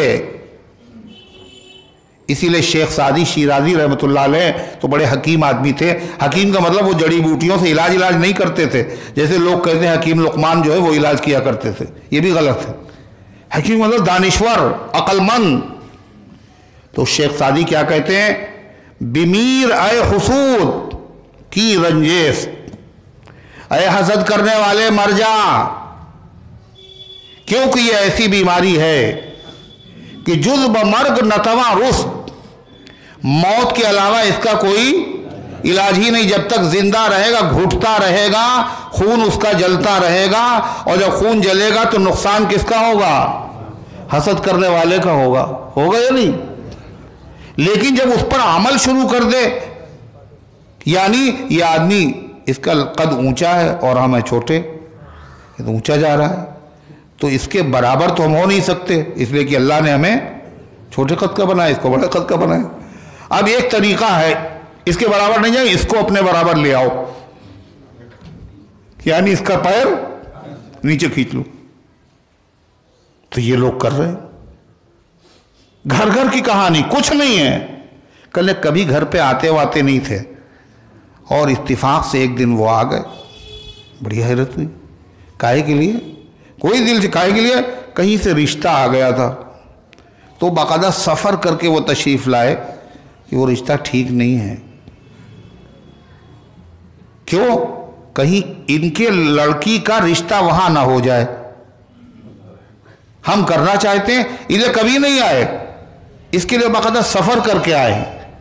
یہ سب کیا ہے؟ رات دن یہ ہو رہا ہے۔ جب انبیاء کی اولاد میں حسد ہو سکتا ہے، نبی کے بھائیوں میں حسد ہو سکتا ہے، تو ہم لوگوں میں نہیں ہو سکتا؟ یہ مرض ہے، بڑا خطرناک ہے۔ اس مرض سے بچیں کیسے؟ بتائیے، کہاں لاری وغیرہ میں اس کا علاج ہے؟ اپولو میں، دلی میں یا لندن میں؟ اس کا علاج کہیں نہیں ہے۔ اس کا علاج ہے تو صرف اور صرف محمد رسول اللہ صلی اللہ علیہ وسلم کے شفا خانے میں ہے۔ کیا علاج ہے صاحب؟ حسد کا علاج سنیے غور سے۔ پہلی چیز، جب دل میں خیال پیدا آئے تو خیال ادھر جانے ہی نہ دے، اور جب خیال پیدا ہوا تو اس نے فوراً کیا کیا؟ یہ برا خیال ہے، خود ہی دل میں سوچ رہا ہے یہ اچھی بات نہیں جو ہم کر رہے ہیں، استغفر اللہ، ختم ہو جائے گا۔ اگر اور آگے بڑھا تو اب کیا کریں؟ جی تو چاہ رہا کہ یہ عزت اس کی بڑھ رہی ہے، ذلیل ہو جائے، یہ ترقی کر رہا ہے اور یہ اس کی ترقی رک جائے۔ لیکن فرما اس کا علاج کیا؟ کہ اس کا علاج یہ، اس کے لیے دعا کرو، جس کا برا چاہ رہے ہیں اس کے لیے دعا کرو۔ کیا دعا کریں؟ اے اللہ اس کی عزت کو اور بڑھا دے، اس سے جل رہے ہیں، چاہتے اس کی نعمت چھن جائے، مگر اس کے لیے دعا کرو۔ کیا دعا کرو؟ اے اللہ اس کی عزت کو اور بڑھا دے، اے اللہ اس کی دولت کو اور بڑھا دے، اے اللہ اس کی مقبولیت کو، لوگوں میں عوام میں جو یہ مقبولیت محبوبیت ہے، اے اللہ اس میں اور اضافہ کر دے۔ جب یہ دعا مانگے گا تو اس کے دل کے اوپر کیا ہوگا؟ آرے چلیں گے۔ ارے چلیں گے نہیں چلیں گے؟ ہم تو چاہتے تھے یہ ذلیل ہو، اس کی عزت ڈاؤن ہو، اور کر رہا ہے اس کے خلاف دعا، اللہ اور بڑھا دے، اور ترقی دے دے، اور ترقی دے دے۔ تو یہ دل جو ہے صحیح ایسے نہیں ہوگا، یہ ٹھوکرے کھانے ہی سے صحیح ہوتا، رگڑنے ہی سے صحیح ہوتا ہے۔ تو اس کے لیے یہ دعا مانگے۔ کہ ابھی بھی کافی نہیں، کہ تیسری چیز کیا ہے؟